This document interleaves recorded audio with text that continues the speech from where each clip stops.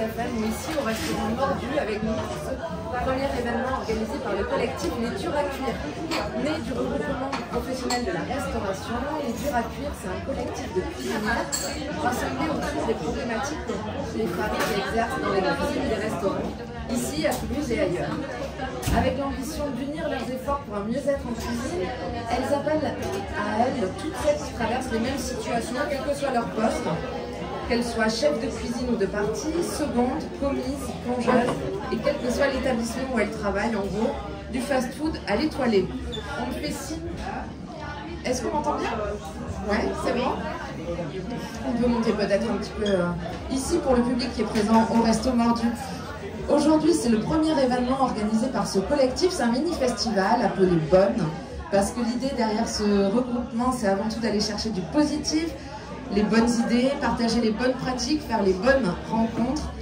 Bonne, c'est aussi ces figures tutélaires du monde de la cuisine dans un secteur où les femmes ont été longtemps reléguées aux pratiques domestiques, alors que la grande majorité de ceux qui en font une activité professionnelle sont des hommes. C'est d'ailleurs révélateur à ce titre que l'expression cuisine de bonne femme soit à ce point péjorative et vexatoire. Et puis bonne, c'est aussi, oui, ce qualificatif peu glorieux, catalyseur de tout le mépris que la domination masculine peut envoyer de jugement à la face des femmes. Et oui, on avait très envie de s'emparer de ce fameux « t'es bonne ».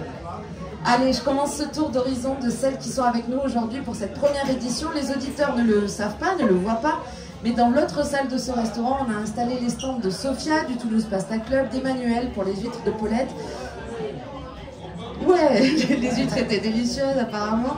Anne du domaine Le Roc, Yéché Dionnet qui est massothérapeute, qui propose des massages thaï et qui interviendra ici même dans le cours de l'après-midi sur une prochaine table ronde. Bettina Lou avec ses illustrations et ses tatouages, parce que, et oui, que seraient les cuisiniers et cuisinières du XXIe siècle sans les tatouages. Sans oublier Agathe et Dali au point accueil pour les enfants, parce que c'est important que tout le monde puisse profiter de l'événement au-delà des situations familiales et au-delà des situations financières. On a d'ailleurs mis en place une cagnotte pour prendre en charge les frais qui sont liés à l'accueil des enfants. On compte sur votre solidarité. Et Louisa qui assure également une ambiance musicale tout au long de cet après-midi. Et puis c'est dans ce cadre qu'on vous propose 3 tables rondes. Donc la première qui va démarrer tout de suite. On parlera ensuite de la santé des femmes au travail avec Yéché qui est psychologue et massothérapeute, et avec la cuisinière Marie Dupuis. On abordera en fin d'après-midi la place des femmes dans la transition sociale du secteur avec Alice Pavillier de l'association des Étoiles et des Femmes, et avec la cuisinière Maëlys Montserrat. Et tout de suite, j'ai le plaisir de retrouver Iris Liberty de l'association Festin et la cuisinière Chloé Valéry pour évoquer ensemble jusqu'à 16 h les initiatives sociales dans la restauration. Ce que je vous propose, Iris et Chloé, c'est d'échanger sur le sujet, de présenter les initiatives qui sont portées par Festin, de voir en quoi elles font écho avec notre jeune projet naissant, Les Durs à Cuire, le tout jusqu'à 16 h. On pourra poursuivre la discussion ensuite avec les personnes qui y assistent, le public présent au resto avec nous, et pour faire circuler la parole, parce qu'on est là pour ça, prendre et donner la parole. Alors, quand on s'intéresse un peu au sujet, on se rend compte que les initiatives sociales ne manquent pas dans la restauration en ce moment. On a lancé cette idée de collectif depuis quelques mois et on a déjà été en contact avec pas mal de porteurs et de porteuses de projets dans ce secteur, qui se concentrent soit sur l'amélioration des conditions de travail, avec notamment la lutte contre les violences en cuisine, comme c'est le cas avec Bondir, avec qui on a eu des échanges, ou alors autour de la restauration comme secteur d'insertion professionnelle, comme je crois l'association Festin travaille, même si cette phrase est construite vraiment bizarrement. Iris Liberty, toi tu viens justement de cette association Festin, tu viens de Marseille pour l'occasion, donc merci beaucoup d'être avec nous aujourd'hui. J'ai beaucoup de questions pour toi, mais avant tout, je vais te proposer de te présenter l'asso et de présenter ton travail au sein de Festin. Bonjour Ria, bonjour à tous. Merci déjà à vous pour l'invitation au festival. C'est un grand plaisir que j'ai fait le déplacement depuis Marseille. Donc moi je m'appelle Iris et je travaille donc pour l'association Festin qui se présente comme un laboratoire d'innovation sociale. et qui travaille depuis 35 ans dans l'insertion de public éloigné de l'emploi via la cuisine, en gros. 35 ans. Depuis 35 ans. Enfin, il y a plusieurs dispositifs. Il y a, le plus vieux d'entre eux, enfin, le historique, c'est la Terre de Cana, c'est un traiteur d'insertion qui existe dans différentes villes, mais qui est né à Marseille. Donc, qui accompagne des personnes éloignées de l'emploi sur les métiers de traiteur. Le dispositif des étoiles et des femmes, dont je crois que on voilà, tout à l'heure. Mais donc à Marseille, on est tête de réseau, c'est-à-dire on anime le réseau de 14 villes qui portent des antennes dans leur ville. Il y a aussi le projet Les Baumés, je ne sais pas si vous en avez déjà entendu parler, mais qui vient de fêter ses 1 an. Là. Et donc, il y a un dispositif qui accompagne les détenus en fin de peine. On a ouvert un restaurant à l'intérieur de la prison des Baumettes. Donc, c'est le premier restaurant d'insertion à l'intérieur d'une prison qui existe en France, en tout cas. Qui est un super projet aussi. Et en gros, moi, ma mission, c'est en continuité de ces projets-là d'insertion. Et c'est parti d'un constat, je pense qu'on partage tous ici, qui est qu'il y a une rétention dans le secteur de la restauration au niveau des recrutements notamment. Il y a beaucoup de postes à pourvoir, il y a beaucoup de problématiques de recrutement chez les pros. Et que c'est pas pour rien, c'est parce qu'il y a quand même un gros problème aujourd'hui dans le secteur, c'est-à-dire dans le niveau du management. Il y a des contraintes métiers qui sont évidentes, mais on ne va pas les remettre en question. C'est quand même un métier pas facile, qui a des horaires en décalé et tout ça. Ça fait partie du métier. En revanche, il y a vraiment des choses sur lesquelles on peut travailler en termes d'organisation du travail, de violence, de discrimination, de management ultra-militaire, hiérarchique, de phénomènes qui sont complètement dépassés, qui ne correspondent plus du tout aux mentalités actuelles. Et donc c'est vraiment sur ça que moi je travaille, à la création d'un collectif à Marseille aussi. Est-ce qu'il a un nom Pas encore. Là, nous, on en est en prémisse, vraiment, on est même moins avancé que vous. Mais on a un gros réseau de professionnels sur Marseille et de par tous les dispositifs qu'on porte avec l'association. Et donc l'objectif, il est aussi, vis-à-vis des dispositifs dont je viens de vous parler, portés par Festin, de permettre aux personnes qu'on accompagne, toutes ces personnes éloignées de l'emploi, de pouvoir arriver dans des conditions convenables le jour où elles arrivent sur le marché du travail, pour pas que ça, en gros, tout le travail de levée de frein, ce qu'on appelle de levée de frein, de reprise de confiance en soi, qu'on fait avec eux, qui ne soit pas réduit à néant le jour où ils arrivent chez un patron qui ne connaît pas le management bienveillant en tout cas, ou qui ne traite pas bien ses employés, ou voilà. Donc nous, l'objectif, c'est vraiment de fédérer le secteur, mais surtout de l'outiller, de mettre à disposition de tous les restaurateurs des formations, des outils, des contenus, et de leur donner aussi la possibilité de s'engager, parce qu'on se rend compte qu'il y a beaucoup de restaurateurs qui ont envie, qui sont sensibles à toutes ces questions-là. Donc on a un peu éditorialisé ça sur 4 thématiques, d'engagement, qui nous paraissaient principales. Donc il y a les femmes, et les violences et les discriminations qu'elles peuvent vivre dans la restauration. Il y a le management inclusif, donc ça c'est plutôt avec comment accueillir des personnes en insertion, ces fameuses personnes détenues ou réfugiées, parce que c'est aussi un autre sujet. Voilà, le Refugee Food qu'on portait à Marseille aussi. Il y a la problématique de la solidarité alimentaire, comment aujourd'hui on donne accès à des prix, on peut avoir des prix accessibles tout en ayant aussi une qualité, soit les prix accessibles, soit aussi tout le volet comment produire des repas pour l'aide alimentaire. Et l'éco-responsabilité, qui est un enjeu, celui-là on en parle depuis un peu plus longtemps aujourd'hui, mais c'est un enjeu hyper important pour le secteur. Non, je déroule tout, mais c'est vrai que... En fait, j'allais proposer à Chloé de se présenter en lien peut-être avec les thématiques que tu cites, parce que nous, à chaque fois qu'on s'est réunis avec les Duraculs, j'ai l'impression qu'on a tourné autour de ces sujets. Et voilà, on se dit qu'il y a un écho qu'on trouve aussi ici dans le collectif. Est-ce que tu voudrais peut-être représenter à nouveau, présenter le collectif, même si tu viens de faire un magnifique discours pour le présenter, mais ce sera l'occasion pour les personnes qui n'étaient pas encore là d'en prendre connaissance pour les auditeurs de Campus également et te présenter toi aussi en tant que cuisinière. Donc je m'appelle Chloé Baloli et je suis membre et fondatrice des Durs à Cuire. Les Durs à Cuire, c'est un collectif donc, qui est un réseau de femmes de la cuisine professionnelle. On se réunit pour parler de soucis divers d'organisation, de santé, de tracas qu'on peut rencontrer dans nos métiers pas tous les jours faciles.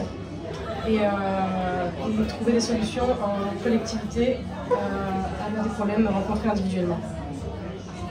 Les thématiques que listait Iris, elles font un écho en toi, alors autour du collectif ou alors autour des...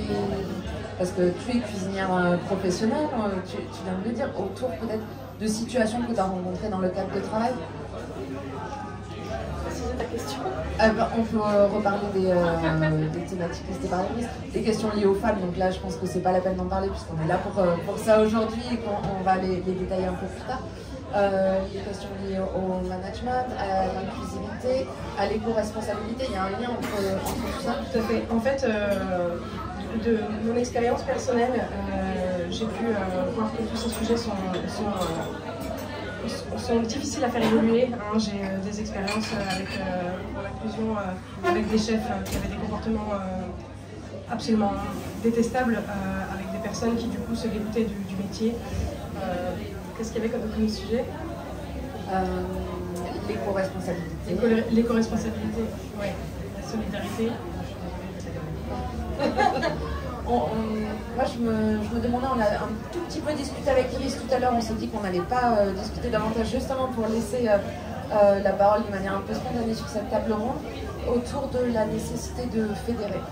Que c'est pas pour rien qu'il y a des collectifs qui émergent comme ça, alors soit portés par des associations, soit qui créent des associations comme le nôtre, parce qu'en fait la restauration c'est un milieu de petite entreprise, indépendante, et il y a ce besoin de fédération. Est-ce que toi tu le rencontres sur le terrain, les chefs qui viennent, avec qui tu échanges avec ce projet de collectif, ils t'en parlent de ce besoin-là de se regrouper, de se fédérer comme nous on est en train de le faire ici avec les Durs à Cuire? Ouais, carrément, on constate un vrai besoin et en fait, au moment où on a créé le collectif, mais enfin, on est en train de créer le collectif, même depuis un moment sur tous les dispositifs, on a remarqué des attentes et on vient vers nous. Je pense qu'il y a aussi une histoire de génération de chefs, de reconvertis, de gens qui arrivent de d'autres milieux et qui remettent en question beaucoup de pratiques qui sont en place juste parce que c'est un milieu où en fait on apprend, enfin l'apprentissage fait, je pense, beaucoup et du coup on reproduit les pratiques qu'on a soi-même vécues et il faut dire que le milieu de la restauration, il y a un gros sujet sur un côté presque militaire dans ce qu'on apprend et donc violent au départ quoi. Donc je pense que oui, il y a des attentes et ce qu'on remarque aussi, c'est que sont chefs d'entreprise aujourd'hui des personnes qui sortent souvent d'écoles de cuisine et qui ont appris plutôt un métier d'artisanat et pas forcément appris à manager aussi une équipe. Et ça ne veut pas dire qu'ils ne sont pas capables de le faire, mais en tout cas, ils viennent vers nous en nous demandant d'être accompagnés en fait. Et d'autant plus quand les collaborateurs ou le staff qu'on recrute aujourd'hui est composé de personnes qui peuvent être réfugiées, donc qui arrivent avec des cultures différentes, de personnes aussi qui ont des parcours de vie compliqués.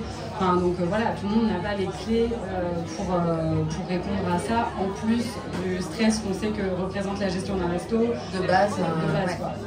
En fait, ce que tu dis, c'est qu'il y a des professionnels qui sont un peu désemparés, qui ont compris qu'il y avait une forme de management qui était celle qui est développée jusqu'à maintenant, qui n'était pas forcément celle qu'ils ont envie de reproduire et qui se tournent vers toi pour avoir des clés, pour avoir accès à de nouvelles pratiques, pour mettre en question leur manière de manager, leur manière de travailler au quotidien.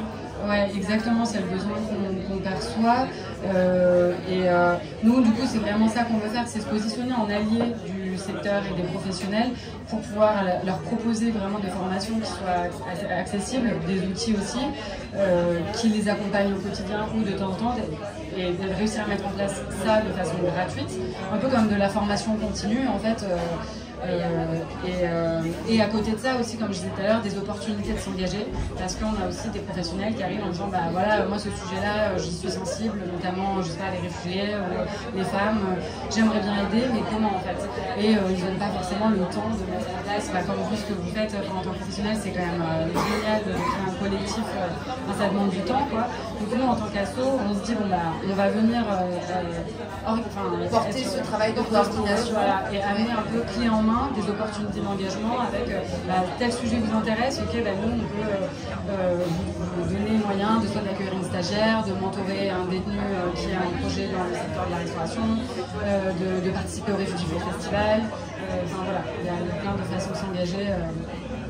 Chloé, cette idée de se rassembler, de faire collectif, elle vient pas de nulle part non plus pour les Duracure, et je crois que c'est tu peux nous expliquer comment en arrivant à Toulouse, en étant toi-même salarié dans un resto, tu t'es retrouvé un petit peu isolé. C'est cette idée qui a amené à la création des Duracure? Tout à fait, en arrivant ici, j'ai cherché en fait un réseau de professionnels à qui m'adresser pour leur demander des tuyaux, des fournisseurs ou autres à qui m'adresser. Et j'ai rencontré, mais en buvant des coups en fait, deux chefs avec qui j'ai pu échanger. Et on s'est rendu compte qu'on avait encore plus de choses à se dire, plus de sujets à aborder. Et c'est de là qu'on s'est dit qu'il fallait absolument partager ça avec d'autres professionnels de la cuisine. C'est quelque chose qui viennent chercher aussi les professionnels qui s'adressent à toi, le fait d'avoir un espace où échanger entre pairs?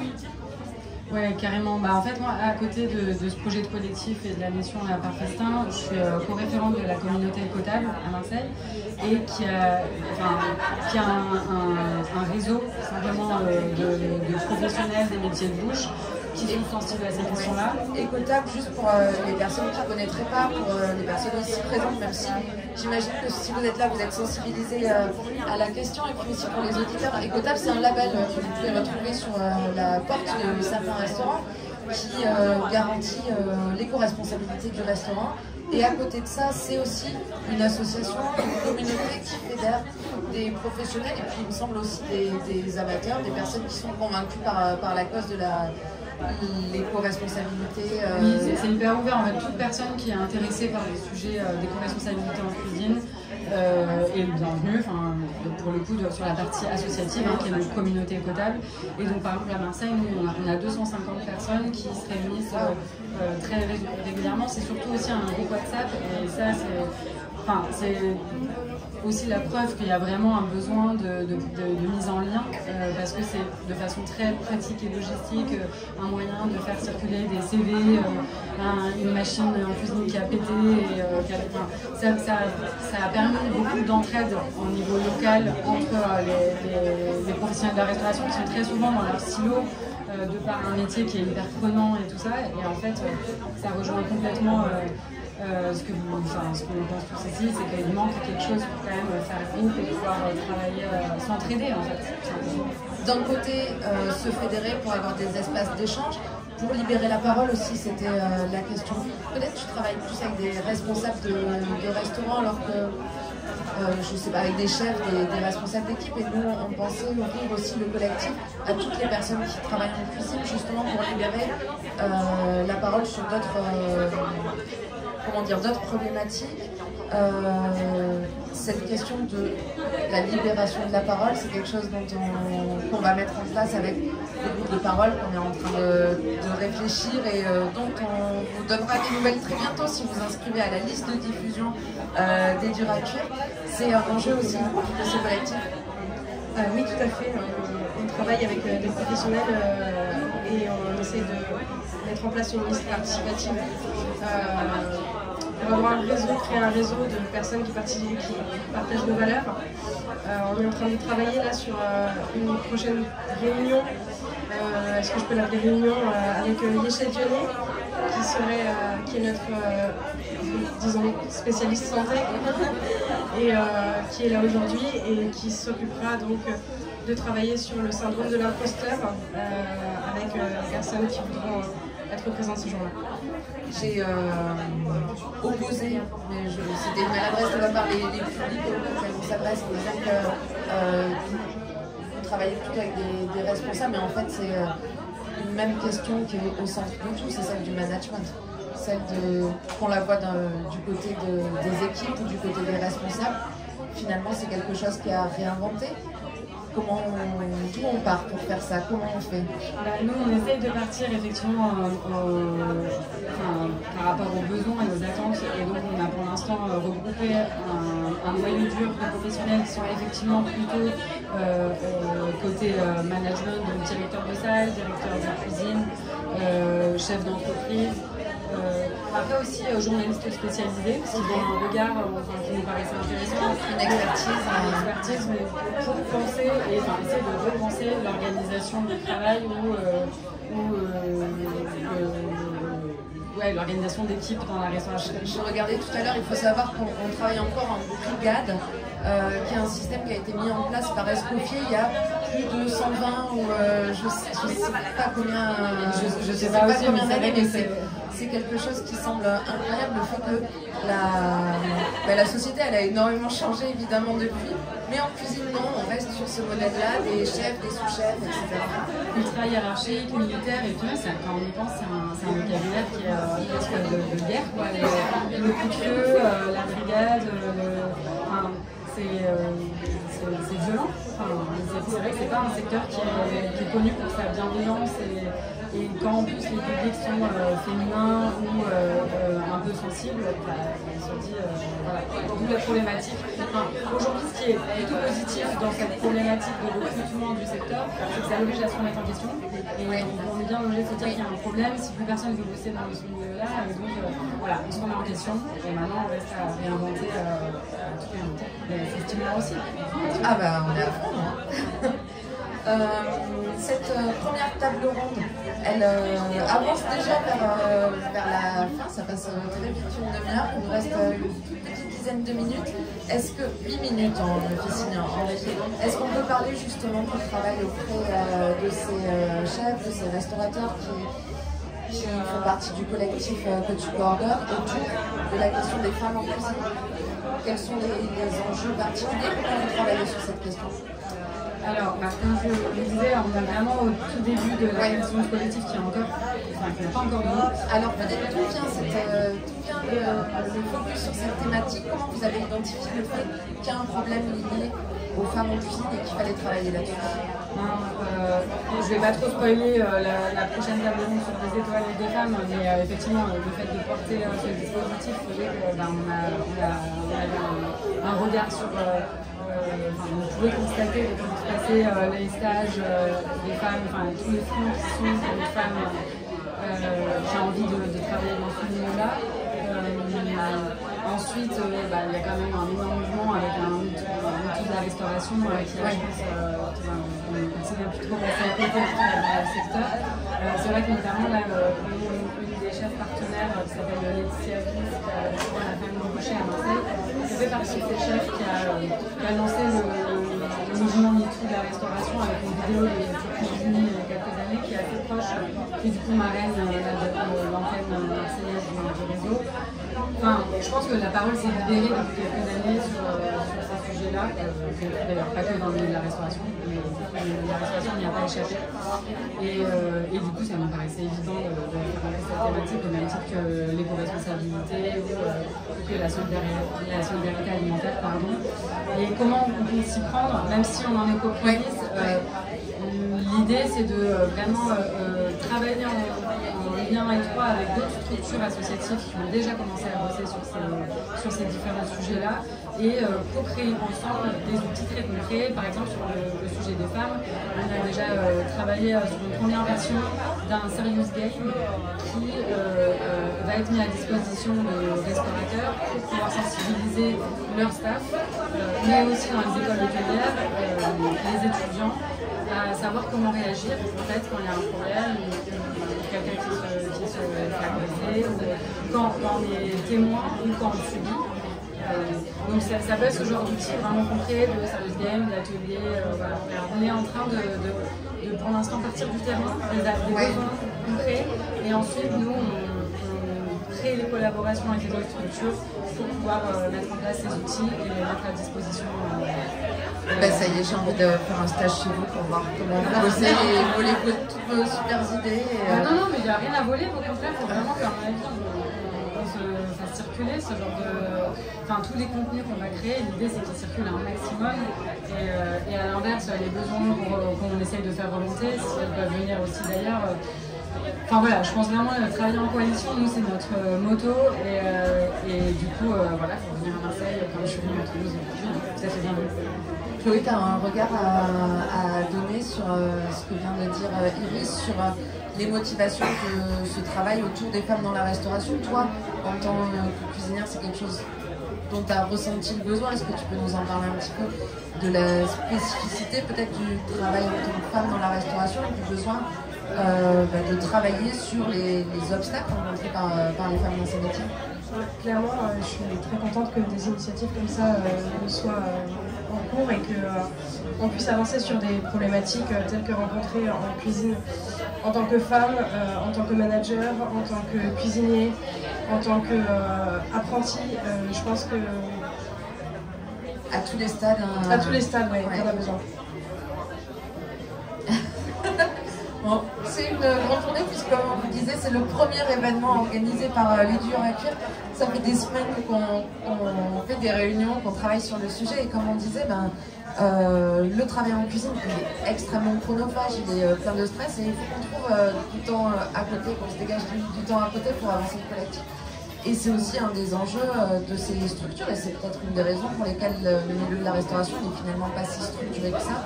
C'est que tout le monde bosse en flux tendu dans des niveaux de débordement et de stress incroyables. En tout cas, merci beaucoup Iris pour être... merci à vous, merci pour l'invitation. Je voulais te poser une dernière question qui est celle des soutiens publics. Enfin, ces projets, vous les montez avec des soutiens autres qu'associatifs. On se dit c'est des questions tellement importantes qu'elles sont d'ordre public. Est-ce que vous avez des soutiens, je ne sais pas, de partenaires régionaux, départementaux? Carrément, en fait, les partenaires financiers sont à la fois des partenaires publics, de la région, de la ville, mais des partenaires privés aussi. Il y a vraiment des deux. Et sur chaque dispositif de l'association, il y a les deux à chaque fois. Et les dernières questions, parce qu'on me fait signe que c'est l'heure de conclure. Les chefs avec qui tu travailles, est-ce que c'est eux qui viennent vers toi ou c'est toi qui vas vers eux? Il y a les deux, ouais, franchement il y a les deux, il y a pas mal de... aujourd'hui avec la visibilité de certains des dispositifs, on se fait approcher par des chefs qui ont envie de participer à des événements comme le Refugee Food Festival par exemple. C'est vrai que ça a donné une visibilité, donné envie à des chefs de s'engager. Nous c'est tout l'enjeu aussi, c'est de réussir à faire changer aussi l'image des projets sociaux, solidaires. Qui ne sont pas simplement une bonne action qu'on va faire, mais en fait qui sont simplement des projets cool. Et en fait on a envie de venir faire ce festival, on a envie de... parce qu'on trouve ça chouette, que l'ambiance est bonne, et que accueillir des personnes en insertion, c'est pas forcément que compliqué, c'est aussi hyper riche, et des personnes d'autres cultures aussi. Donc aujourd'hui on vient beaucoup plus vers nous, même si au début c'est un peu le bâton de pèlerin et on va mais aujourd'hui, c'est chouette de voir qu'il y a beaucoup de chefs ou de restaurateurs qui sont curieux et qui ont envie justement. Pour se tenir au courant des actus de Festin, pour prendre connaissance des actions de l'association, c'est sur internet? Ouais, il y a un site internet sur l'association Festin, il y a un compte Instagram aussi, une page LinkedIn. J'ai pas encore le nom la page du collectif, j'aimerais bien aimer pouvoir déjà bien partager, mais bon, vous pourrez le faire suivre. On fera chambre d'écho, on le partagera avec grand plaisir.